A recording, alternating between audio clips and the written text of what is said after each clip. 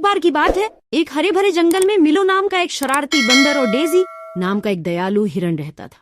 वे सबसे अच्छे दोस्त थे, हमेशा एक साथ खेलते थे और खूबसूरत जंगल की खोज करते थे।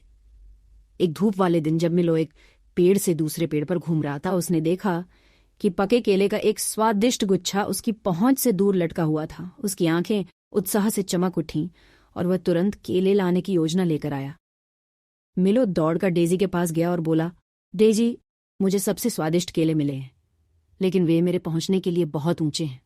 क्या आप मेरी मदद कर सकते हैं, मेरे प्यारे दोस्त? दयालु और मददगार होने के कारण डेजी बिना किसी हिचकिचाहट के सहमत हो गई। वह मिलो के साथ केले के पेड़ की ओर चली। उसके पतले पैर खूबसूरती से उसे जंगल के पार ले जा रहे थे। वे पेड़ पर पहुंचे और डेजी अपने पिछले पैरों पर खड़ी हो गई, जिससे मिलो को उसकी पीठ पर चढ़ने की अनुमति मिल गई। मिलो ने छलांग लगाई और केले पकड़ लिए। अपने छोटे हाथों में मीठे फल भर लिए।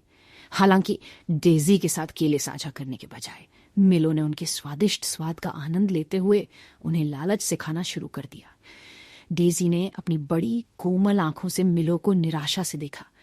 मिलो, मुझे लगा कि हम दोस्त हैं, डेजी ने धीरे से कहा।